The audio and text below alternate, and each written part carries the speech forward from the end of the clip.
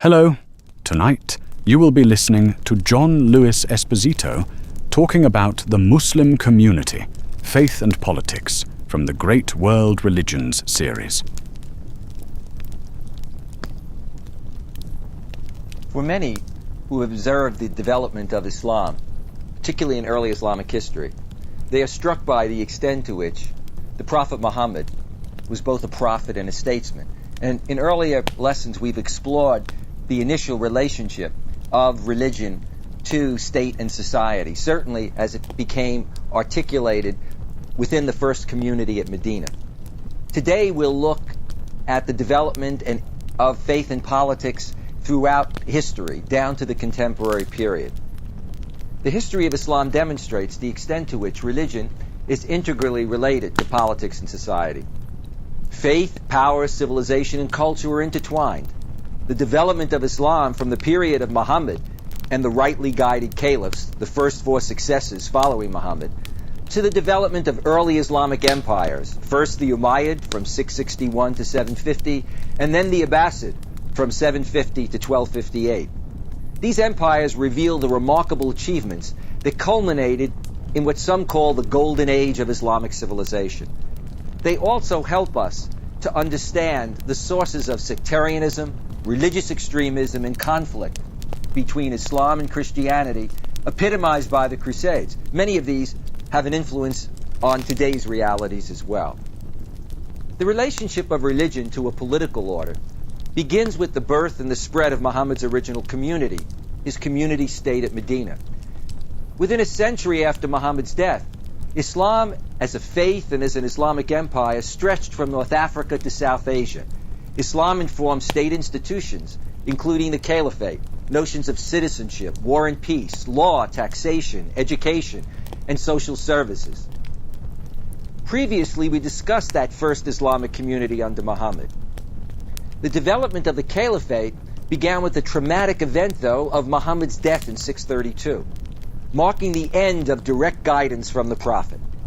The period of Muhammad and the rightly guided caliphs, the first four ruled from 632 to 661, is regarded as the normative period of Sunni Islam and provides the ideal path to which Muslims look for inspiration and guidance today. The rightly guided caliphs were the first four successors to Muhammad. All of them were Muhammad's companions and were chosen by a process of consultation. Today we hear the words Sunni and Shi'i Muslims, the two major branches of the community.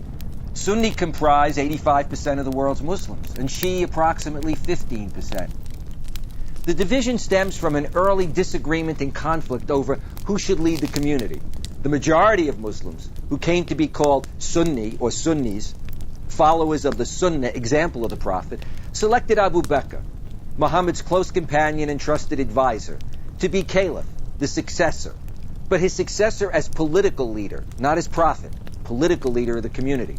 Sunni Muslims adopted the belief that leadership should pass to the most qualified person, not through hereditary succession. As caliph, Abu Bakr became the political and military leader of the community. Although he was not a prophet, the Quran had declared Muhammad to be the last of the prophets. The caliph had religious prestige as head of the community of believers, the Ummah.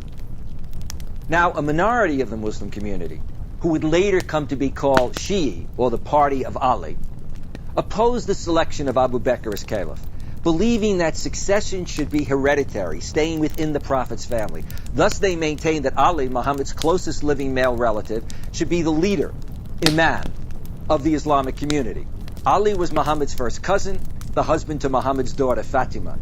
She believed that the imam, although not a prophet, is divinely inspired, sinless, and infallible. Consequently, in contrast to the Sunni caliph, for Shi'i, the imam is both a religious and a political leader and serves as the final authoritative interpreter of God's will as formulated in Islamic law. However, the majority, the Sunni opinion, prevailed. Ali was passed over for the position of caliph 3 times. Finally gaining his place after 35 years, he was assassinated only a few years later. At his death, Muawiyah, a general and governor of Damascus, who had challenged Ali's leadership, asserted his power and established the Umayyad dynasty. Ali's followers remained disaffected. Shi'i opposition to Umayyad rule came to a head in 680 when Ali's son and Muhammad's grandson Hussein led a rebellion in an attempt to recover the leadership of the Muslim community. When popular support failed to materialize, Hussein and his followers were slaughtered by the overwhelming forces of the Umayyad army at Karbala in modern-day Iraq. The memory of this tragedy, called the martyrdom of Hussein, created a paradigm of suffering and protest that has guided and inspired Shi'i ever since. Thus, the martyrdom of Hussein proved an effective symbol for protest and mobilization during the Iranian Revolution of 1978-79, as well as the Iran-Iraq War and the Lebanese Civil War. Although Sunni and Shi'i share many fundamental beliefs and practices, their differences regarding who should succeed Muhammad and lead the community, and their struggles for power resulted in contrasting views of the meaning of history. The Sunni majority remembers a golden age of faith and empire, marked by Islam's spread and expansion globally as a faith, world power, and civilization. Thus, success, power, and wealth are seen as evidence of God's favor and historic validation of Islam. The Shi'i minority, on the other hand, who failed in their opposition to Sunni hegemony, saw themselves as victims of the illegitimate usurpation of power by Sunni rulers at the expense of a just society. For Shi'i, history serves as the theater for the struggle of an oppressed and disinherited minority community to restore God's rule on earth over the entire Muslim community under the leadership of the Imam. Realization of this just social order remained a frustrated hope and expectation for Shi'i across the centuries.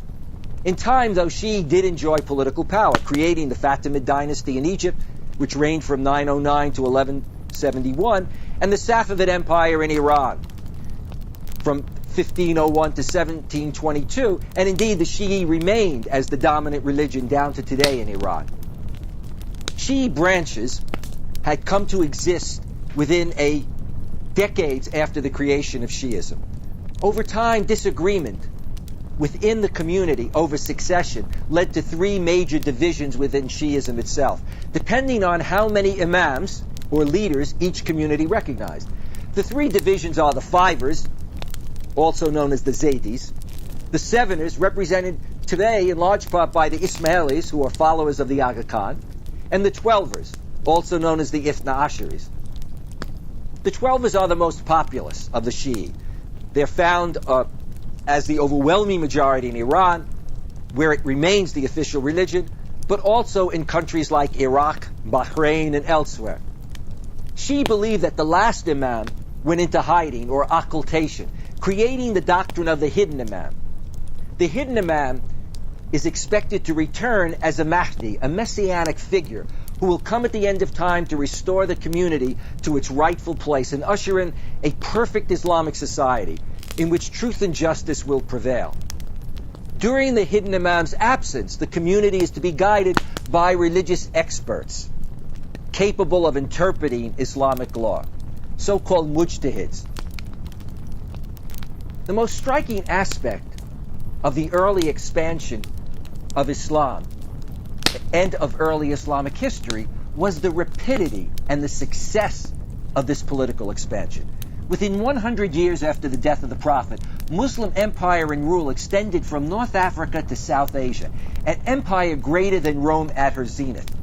For many believers, it was proof of God's guidance and reward for their faithfulness. The Muslim expansion was marked by building, adoption, and adaptation of existing political institutions and sciences, rather than destruction, motivated by religious fervor, but also the desire for economic rewards of conquest, plunder, booty. Although the indigenous rulers and armies of conquered countries were replaced, much of their government and bureaucracy and culture were preserved. The inhabitants of newly conquered areas were given three options. One could convert to Islam, become protected, a dhimmi minority, protected people, able to practice their religion, and be protected from other invaders in exchange for payment of a head tax or poll tax.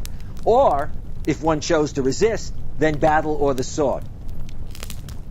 Muslim rule often proved to be more flexible and tolerant than that of rule under the Byzantine or Persian empires. And so, some Christian communities, in fact, did convert. There was broader tolerance, and often the tax system was far less than under Christian rule. These early conquests sought primarily to extend Muslim rule, to gain territory and tax revenue, rather than to gain converts to Islam. Religious minorities were able to exist, as I said earlier, and practice their faith. From the 8th to the 12th centuries, Islam and Muslim political power then expanded exponentially under the Umayyads and subsequently the Abbasid caliphates. The Umayyad dynasty, which reigned from 661 to 750, ended what later generations would call the golden age of Muhammad and the rightly guided caliphs, and turned the caliphate into a hereditary monarchy dominated by an Arab military aristocracy. Centered in Damascus, the Umayyads completed the conquest of the Persian and Byzantine empires. The Umayyads were successful in acquiring power and wealth, symbolized by the lifestyle of the flourishing cosmopolitan capital in Damascus. Remember now the movement from Medina to Damascus, and the growth of new cities. They established a strong, centralized, dynastic kingdom and empire. Although they used Islam to legitimate and rationalize their conquest, the Umayyads adopted and adapted the advanced government, institutions, and bureaucracy of the Byzantine Empire. The Umayyads met, though, with considerable opposition. Their new dynastic ambitions, imperial court, lifestyle, and materialism were considered by their critics to be innovations that undermine the older, pristine Arab Islamic way of life of the Prophet and the early community at Medina. Their strengths sowed the seeds of dissent and violence. One early opposition group was a splinter group, the Kharijites, those who secede or leave, the earliest example of radical dissent in Islam. The worldview of the Kharijites, who combined a rigorous Puritanism with a militant religious fundamentalism and exclusivism, continued to inform contemporary religious extremist groups, from the assassins of Egypt's former president Anwar Sadat to Osama bin Laden and Al-Qaeda today. They believed in literal and absolute interpretation of the Quran and the Sunnah, the example of the Prophet, regarding anyone who deviated from their interpretation of Islam, a non-believer, subject, therefore, to excommunication, warfare, and death. And we'll see later, this is precisely the position that Osama takes. The Shi'i were another opposition group, the followers of Ali. They also opposed the Umayyads because of their refusal to submit to Ali's authority and their illegitimate usurpation of the caliphate. In the 1970s, Shi'i would liken the Shah of Iran's authoritarian rule to that of Yazid, the son of Muawiyah, the founder of the Umayyads. And it was Yazid's army, remember, that defeated Hussein at Karbala in that slaughter that came to be remembered as the martyrdom. The Umayyad dynasty came to an end, though, in 750, after a revolt that led to the establishment of the Abbasid Caliphate. Under the Abbasids, who ruled from 750 to 1258, with their new capital in Baghdad, modern-day Iraq, the Islamic community peaked as an empire of wealth, political power, and cultural accomplishments. The Abbasid Caliphate ushered in an era of strong centralized government, at least in its early centuries, great economic prosperity, and a remarkable civilization. Jews and Christians, as well as Muslims, served in the Abbasid bureaucracy. Abbasid success was based upon trade, commerce, industry, and agriculture, rather than conquest. The Abbasids aligned their government with Islam and became patrons of the emerging class, this new class of ulama, religious scholars, supporting the development of Islamic scholarship and disciplines and building mosques and schools or madrasas. Enormous wealth enabled the Abbasid caliphs to become great patrons of art and architecture, culture, resulting in the florescence of Islamic civilization. Great urban cultural centers were founded in Cordoba, modern-day Spain, Baghdad, Iraq, Cairo, Egypt, Nishapur, Iran, and Palermo, Italy, eclipsing Christian Europe. From the 7th to the 9th centuries, manuscripts were obtained from the far reaches of the empire and translated from Sanskrit, Greek, Latin, Syriac, Coptic, and Persian into Arabic. The best works of philosophy, science, and literature from other cultures were appropriated, such as Aristotle, Plato, Galen, Hippocrates, Euclid, Ptolemy. Now, two myths pervade in terms of popular Western perceptions of the Crusades. First, that the Crusades were simply motivated by a religious desire to liberate Jerusalem, and second, that Christendom ultimately triumphed. The contrast between these myths and reality can be seen in the following. And admittedly here I'm being selective, but it's to address this kind of contrast. After Jerusalem fell to the Muslims in 638, both Christians and Jews were allowed to live in and make pilgrimages to Jerusalem under Muslim rule. This peaceful coexistence lasted for 500 years. The Crusades were the result of a combination of political events and an imperial papal power play in which Christendom was pitted against Islam, leaving a legacy of misunderstanding and distrust. The Crusades were called for by Pope Urban II, following the defeat of the Byzantine army by the Abbasids. The Byzantine emperor responded by calling upon fellow Christian rulers for help and called upon the Pope to come to the aid of Christianity to free Jerusalem and its environs from the Muslims. The Pope saw an opportunity to gain recognition for papal authority and its role in legitimating the action of temporal rulers, of emperors. Christian rulers, knights, and merchants participated, not only out of piety, and many did out of piety, but also due to political and military ambitions and the promise of economic and commercial, trade and banking rewards that were expected to accompany the establishment of a Latin kingdom in the Middle East. The appeal to religion captured the popular mind and support of many Christians who responded enthusiastically to its battle cry, "God wills it." As with all wars, both sides had their heroes and villains. In recent years, the Crusades have often been portrayed as the defense of Christianity against barbaric Muslim warriors. The overly romanticized image in the West sharply contrasts with Muslim memories as well as the record of history.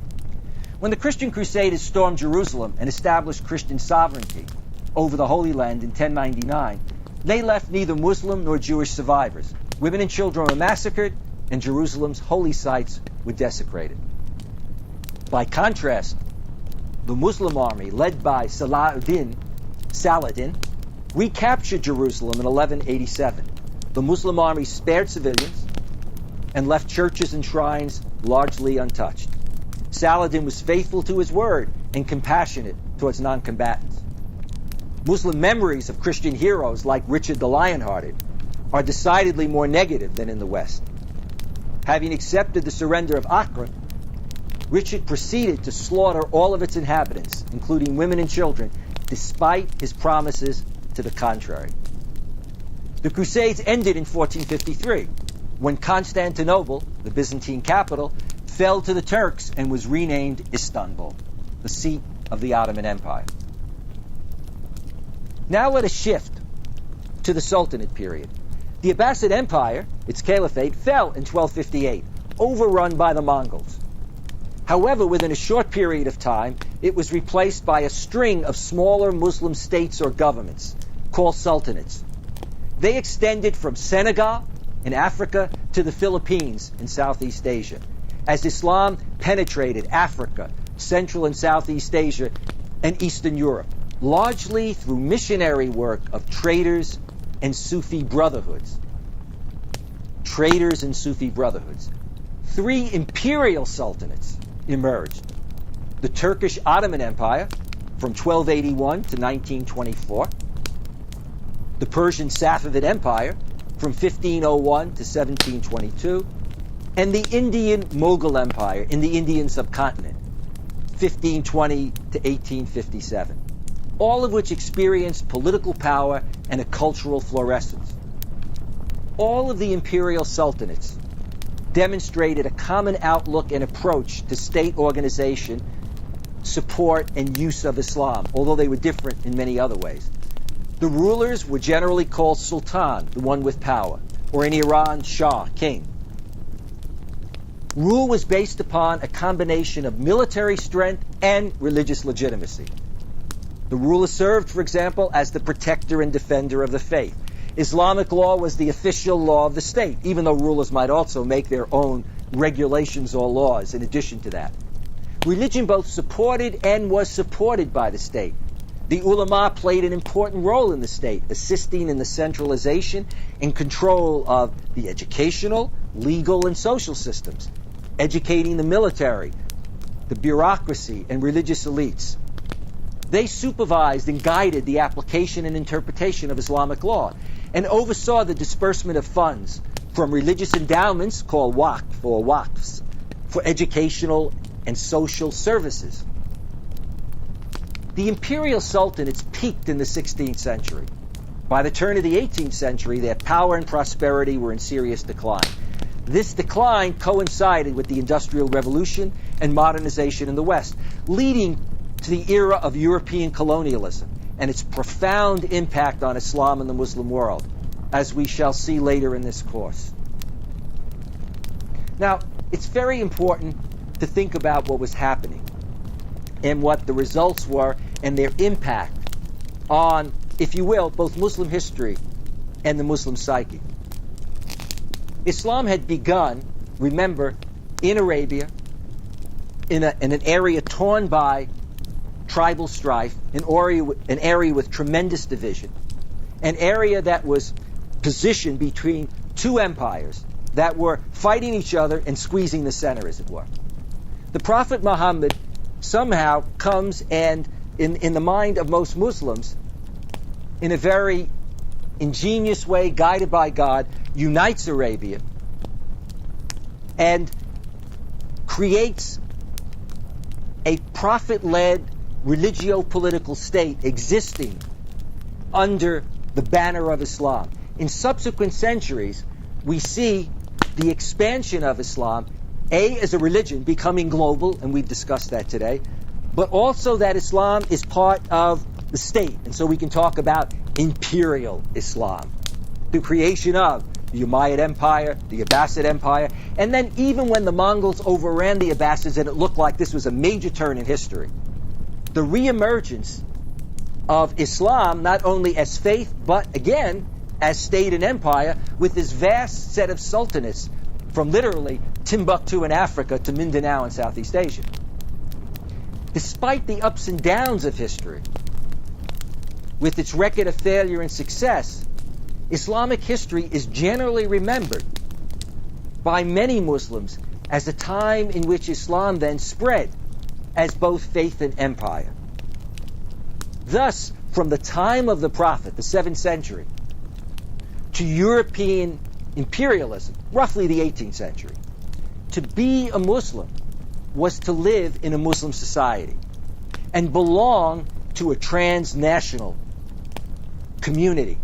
And, in a sense, to have a sense of belonging to, in a sense, a kind of interconnected transnational empire. One could feel as a Muslim that you were traveling, protected, as it were, under Muslim rule from one part of the world to the next, and many did that.